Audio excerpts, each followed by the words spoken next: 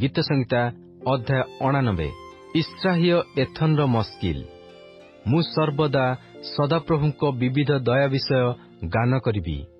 ମୁଁ ଆପଣା ମୁଖରେ ତୁମ୍ଭର ବିଶ୍ୱସ୍ତତା ପୁରୁଷ ପରମ୍ପରା ପ୍ରତି ପ୍ରକାଶ କରିବି, କାରଣ ଦୟା ସଦାକାଳ ଗଢ଼ାଯିବ ବୋଲି ମୁଁ କହିଅଛି। ତୁମ୍ଭେ ଆପଣା ବିଶ୍ୱସ୍ତତା ସ୍ୱର୍ଗରେ ହିଁ ସ୍ଥାପନ କରିବ।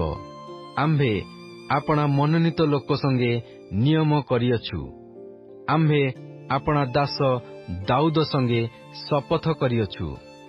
ଆମ୍ଭେ ତୁମ୍ଭ ବଂଶକୁ ସଦାକାଳ ସୁସ୍ଥିର କରିବା ଓ ପୁରୁଷ ପରମ୍ପରା ପର୍ଯ୍ୟନ୍ତ ତୁମ୍ଭର ସିଂହାସନ ଗଢ଼ିବା। ହେ ସଦାପ୍ରଭୁ, ସ୍ୱର୍ଗ ତୁମ୍ଭ ଆଶ୍ଚର୍ଯ୍ୟ କ୍ରିୟାର ପ୍ରଶଂସା କରିବ, ମଧ୍ୟ ପବିତ୍ର ଗଣର ସମାଜରେ ତୁମ୍ଭ ବିଶ୍ୱସ୍ତତାର ପ୍ରଶଂସା କରିବ। କାରଣ ଆକାଶରେ ସଦାପ୍ରଭୁଙ୍କ ସଙ୍ଗେ କାହାର ଉପମା କରାଯାଇପାରେ? ଯେଉଁ ପରମେଶ୍ୱର ପବିତ୍ର ଗଣର ସଭାରେ ଅତି ଭୟଙ୍କର ଓ ଆପଣା ଚତୁର୍ଦିଗସ୍ଥ ସମସ୍ତଙ୍କ ଉପରେ ଭୟଯୋଗ୍ୟ, ସେହି ସଦାପ୍ରଭୁଙ୍କ ତୁଲ୍ୟ ବିକ୍ରମୀ ସନ୍ତାନଗଣ ମଧ୍ୟରେ କିଏ ଅଛି?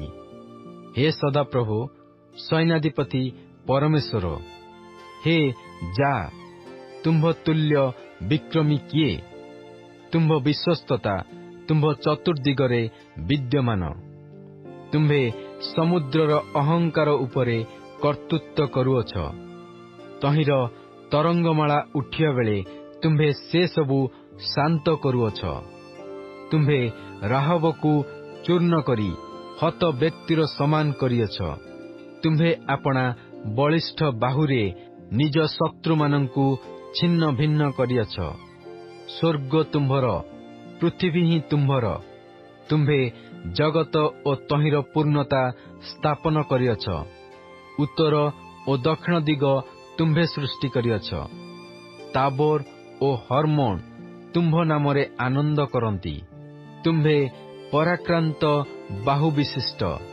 ତୁମ୍ଭର ହସ୍ତ ବଳବାନ ଓ ତୁମ୍ଭର ଦକ୍ଷିଣ ହସ୍ତ ଉଚ୍ଚ। ଧର୍ମ ଓ ନ୍ୟାୟ ବିଚାର ତୁମ୍ଭ ସିଂହାସନର ଭିତ୍ତିମୂଳ। ଦୟା ଓ ସତ୍ୟତା ତୁମ୍ଭର ସମ୍ମୁଖଗାମୀ। ଯେଉଁ ଲୋକେ ଆନନ୍ଦ ଧ୍ୱନି ଜାଣନ୍ତି, ସେମାନେ ଧନ୍ୟ। ହେ ସଦାପ୍ରଭୁ, ସେମାନେ ତୁମ୍ଭ ମୁଖର ଦୀପ୍ତିରେ ଗମନାଗମନ କରନ୍ତି। ସେମାନେ ଦିନଯାକ ତୁମ୍ଭ ନାମରେ ଆନନ୍ଦ କରନ୍ତି ଓ ତୁମ୍ଭ ଧାର୍ମିକତାରେ ସେମାନେ ଉନ୍ନତ ହୁଅନ୍ତି। କାରଣ ତୁମ୍ଭେ ସେମାନଙ୍କ ବଳର ଗୌରବ ସ୍ୱରୂପ। ପୁଣି ତୁମ୍ଭ ଅନୁଗ୍ରହରେ ଆମ୍ଭମାନଙ୍କ ଶୃଙ୍ଗ ଉନ୍ନତ ହେବ। କାରଣ ଆମ୍ଭମାନଙ୍କ ଢାଲ ସଦାପ୍ରଭୁଙ୍କର ଓ ଆମ୍ଭମାନଙ୍କ ରାଜା ଇସ୍ରାଏଲର ଧର୍ମସ୍ୱରୂପଙ୍କର। ସେ ସମୟରେ ତୁମ୍ଭେ ଆପଣା ସଦ୍ଭକ୍ତମାନଙ୍କୁ ଦର୍ଶନ ଦେଇ କଥା କହିଲ। ପୁଣି କହିଲ, ଆମ୍ଭେ ଏକ ବିକ୍ରମୀ ଉପରେ ସାହାଯ୍ୟ କରିବାର ଭାର ଦେଇଅଛୁ। ଆମ୍ଭେ ଲୋକମାନଙ୍କ ମଧ୍ୟରୁ ମନୋନୀତ ଏକ ଜଣକୁ ଉନ୍ନତ କରିଅଛୁ। ଆମ୍ଭେ ଆପଣା ଦାସ ଦାଉଦକୁ ପାଇଅଛୁ।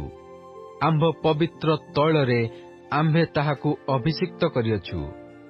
ଆମ୍ଭ ହସ୍ତ ତାହା ସଙ୍ଗରେ ସ୍ଥିରୀକୃତ ହୋଇ ରହିବ, ମଧ୍ୟ ଆମ୍ଭର ବାହୁ ତାହାକୁ ବଳବାନ କରିବ। ଶତ୍ରୁ ତାହା ପ୍ରତି ଉପଦ୍ରବ କରିବ ନାହିଁ, କିଏବା ଦୁଷ୍ଟତାର ସନ୍ତାନ ତାହାକୁ କ୍ଲେଶ ଦେବ ନାହିଁ। ଆମ୍ଭେ ତାହାର ବିପକ୍ଷ ଗଣକୁ ତାହା ସମ୍ମୁଖରେ ଚୂର୍ଣ୍ଣ କରିବା ଓ ତାହାର ଘୃଣାକାରୀମାନଙ୍କୁ ଆଘାତ କରିବା। ମାତ୍ର ଆମ୍ଭର ବିଶ୍ୱସ୍ତତା ଓ ଦୟା ତାହାର ସହବର୍ତ୍ତୀ ହେବ। ପୁଣି ଆମ୍ଭ ନାମରେ ତାହାର ଶୃଙ୍ଗ ଉନ୍ନତ ହେବ।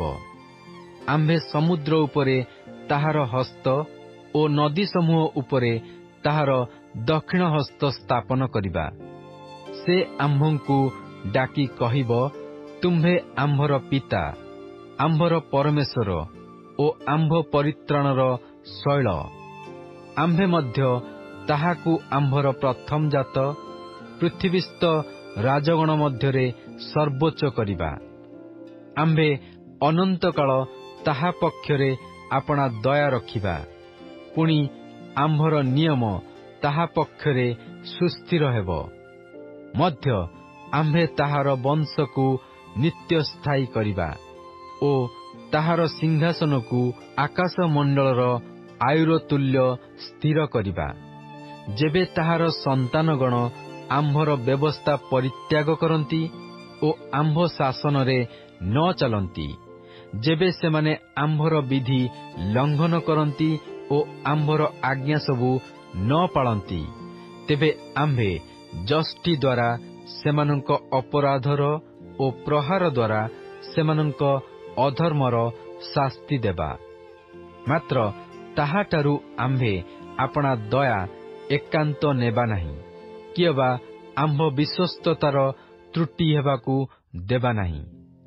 ଆମ୍ଭେ ଆପଣା ନିୟମ ଲଙ୍ଘନ କରିବା ନାହିଁ, କିଏବା ଆପଣା ଓଷ୍ଠାଧରରୁ ନିର୍ଗତ କଥା ଅନ୍ୟଥା କରିବା ନାହିଁ। ଆମ୍ଭେ ଆପଣା ପବିତ୍ରତା ଘେନି ଥରେ ଶପଥ କରିଅଛୁ, ଆମ୍ଭେ ଦାଉଦକୁ ମିଥ୍ୟା କହିବା ନାହିଁ।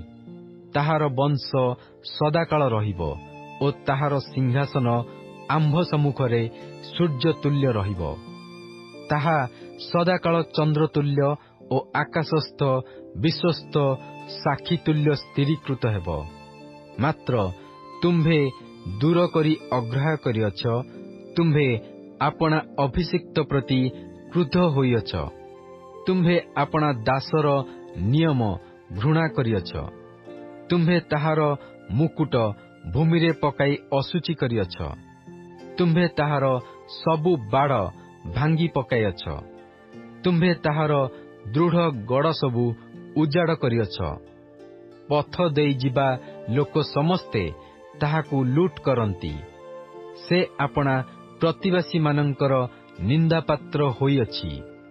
ତୁମ୍ଭେ ତାହାର ବିପକ୍ଷମାନଙ୍କ ଦକ୍ଷିଣ ହସ୍ତ ଉନ୍ନତ କରିଅଛ।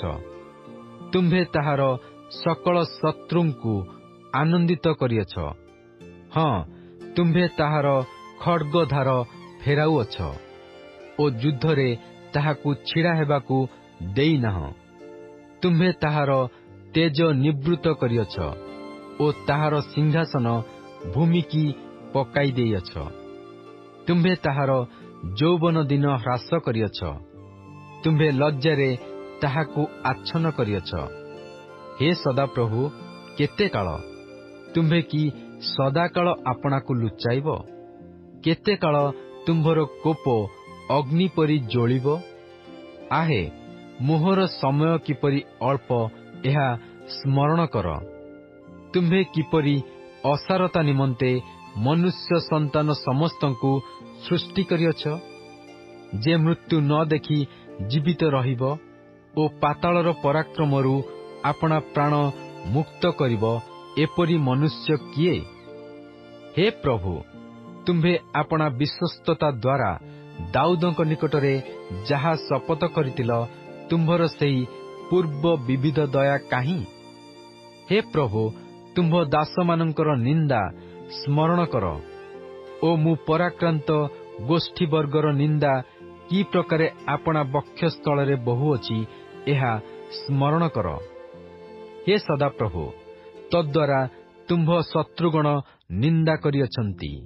ତଦ୍ୱାରା ସେମାନେ ତୁମ୍ଭ ଅଭିଷିକ୍ତଙ୍କ ପଦଚିହ୍ନକୁ ନିନ୍ଦା କରିଅଛନ୍ତି। ସଦାପ୍ରଭୁ ଅନନ୍ତକାଳ ଧନ୍ୟ ହେଉନ୍ତୁ। ଆମେନ୍, ଆମେନ୍।